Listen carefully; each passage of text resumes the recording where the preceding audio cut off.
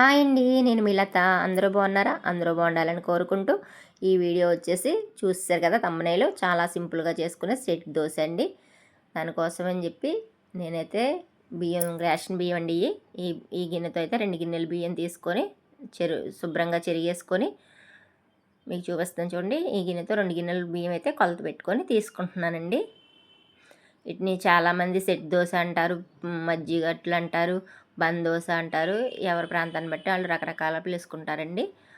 అయితే ఇందులో మనం మినపప్పు అలాంటివి ఏమీ వాడకుండా ఓన్లీ పెరుగు మజ్జిగతో చేసుకునే దోశలండి. ఇప్పుడు 2 గిన్నెలు బియ్యం తీసుకున్నాను కదా, ఒక స్పూన్ నేను చూపించే స్పూన్తో ఒక స్పూన్ మెంతులు అయితే వేసుకున్నానండి.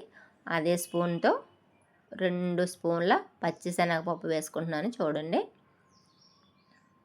వేసుకున్నాను కదా, ఇప్పుడైతే వీటినైతే మనం శుభ్రంగా కడుక్కోవాలండి. 3-4 సార్లు కడగాలి, రేషన్ బియ్యం కదండి. బాగా శుభ్రంగా కడుక్కొని 3-4 సార్లు కడగాలండి. నేనైతే 4 సార్లు కడిగాను. చూసారు కదా ఎలాగైతే కడిగేసుకున్నాను నీట్గా. ఇప్పుడు మనం ఏ గిన్నెతో అయితే బియ్యం తీసుకున్నామో 2 గిన్నెలు, అదే గిన్నెతో 1 గిన్నె పెరుగు తీసుకున్నానండి నేనైతే. ఈ పెరుగుని మిక్సీలో వేసి మనం మజ్జిగలా చేసుకుందామండి. పెరుగు గట్టిగా ఉంది కదా, అందుకు మజ్జిగ చేసేసుకుంటే బాగుంటుందని మజ్జిగ చేస్తాను చూడండి. మజ్జిగ చేసి మనం శుభ్రం కడిగి పెట్టుకున్న బియ్యంలో అయితే ఈ మజ్జిగనైతే వేసాను చూడండి. ఈ బియ్యం అంతా మనకి 12 ఆ టైం అప్పుడు నానబెట్టానండి నేను. మనం 6 మళ్ళీ ఆడుకోవచ్చండి. ఈ బియ్యాన్ని బాగా నానుంటాయి చూడండి. నేనైతే పక్కన పెట్టేస్తాను దీన్ని. మళ్ళీ సాయంత్రం 6కి మళ్ళీ చూపిస్తాను చూడండి. ఇది సాయంత్రం అండి ఈ వీడియో. చూసారా మనకి మజ్జిగలో బియ్యం, పప్పు, ఆ మెంతులన్నీ బాగా నానున్నాయి కదా. ఇప్పుడు నీటినైతే మనం మిక్సీ పట్టుకోవాలండి. చూడండి నేనైతే మిక్సీ పిండి ఆడేసుకుంటున్నాను. ఇదిగోండి పిండి అయితే ఆడేస్తాను చూడండి. ఇప్పుడు దీన్ని గిన్నెలో అయితే వేసేసుకుంటాను. ఇదిగోండి చూసారు కదా పిండి అయితే మనం ఆడినప్పుడైతే చూసారా ఎంత పలచగా ఉందో పిండి. మన స్పూన్తో చూపిస్తుంటే అలా జారుతుందో. ఈ పిండి మనం రాత్రి అంతా నైట్ అంతా పులిసేసరికి తెల్లారి పొద్దునకి ఎలా ఉంటుందో మళ్ళీ చూపిస్తాను, చూసేయండి. చూసారు కదా, ఇది మన పొద్దున్నే నేను మళ్ళీ 7కి తీసానండి. మూత తీసి చూశాను.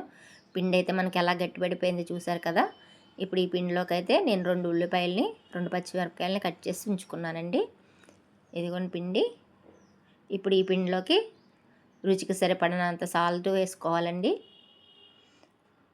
అలాగే కొద్దిగా జీలకర్ర, కొంచెం వంట సోడా ఉంటుంది కదండి, అది వేసుకోవాలండి. వేసుకొని ఉల్లిపాయ ముక్కలు కూడా వేసి బాగా కలుపుకోవాలండి. ఉల్లిపాయ పచ్చిమిరపకాయ కోసి పెట్టుకున్నాం కదా, అవి కూడా వేసి బాగా కలిపేసుకోవాలండి పిండిలో. దీన్ని హోటల్స్లో అయితే సెట్ దోశ అంటారండి. ఈ దోశ వచ్చి 40 రూపాయలు ఎంతో ఉంటుందంటండి మా వారు అన్నారు. దీనిపైనే మామూలు కలర్ఫుల్గా ఉండడం కోసం అని చెప్పి నేనైతే ఒక క్యారెట్ తీసుకొని తురుము పక్కన పెట్టుకున్నానండి. వేసుకోపోయినా పర్వాలేదండి, కాకపోతే వీడియోలో బాగుంటుంది మీకు చూపిద్దామని చెప్పి క్యారెట్ని కూడా తురిమి పక్కన పెట్టుకున్నానండి. ఇప్పుడైతే పిండి బాగా కలిపేసుకున్నాం కదా, స్టవ్ అంటించుకొని స్టవ్ మీద అట్లు వేసుకున్న రేకు అయితే పెట్టానండి. రేకు బాగా హీట్ అయిన తర్వాత మనమైతే దోశ అయితే వేసుకోవాలండి.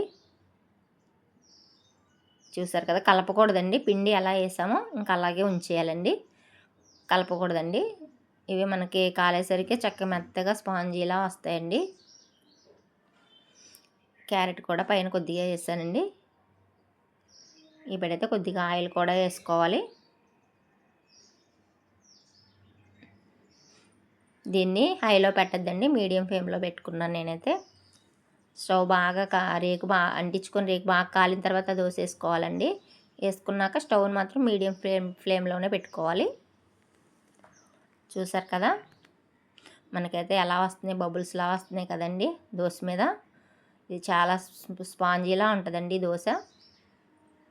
దీంట్లో కొత్తిమీర టమాటా పచ్చడి కానీ, కారంతో చేసిన టమాటా పచ్చడి కానీ బాగుంటాయండి. అలాగే ఉసిరికాయ కారం పెట్టుకుంటాం కదా, అది కూడా బాగుంటుందండి ఈ దోశలోకి. ఒక దోశ అయితే అయిపోయిందండి. ఇంకా నేను 2వ దోశ కూడా వేస్తున్నాను. అది కూడా వేసేసుకున్నానండి. చూడండి ఎంతలా ఉన్నాయి మనకు దోశలు. రెండో దోశ కూడా కాలిందండి. ఇంకా తిప్పేసుకుంటున్నాను. చూడండి ఎంత స్మూత్గా ఉందో దోశ అయితే. తినటానికి కూడా బాగుంటాయండి.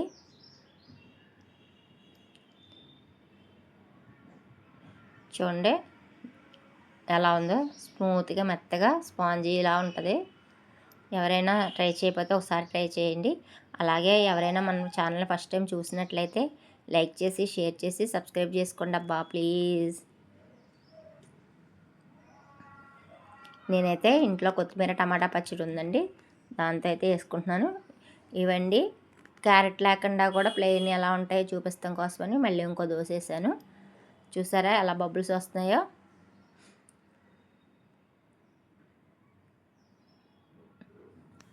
చాలా బాగుంటాయండి ఈ దోశలు అయితే. ఒకసారి ట్రై చేసి ఎలా వచ్చాయో కామెంట్లో తెలియజేయండి. థ్యాంక్ యూ అండి. Thank you for watching.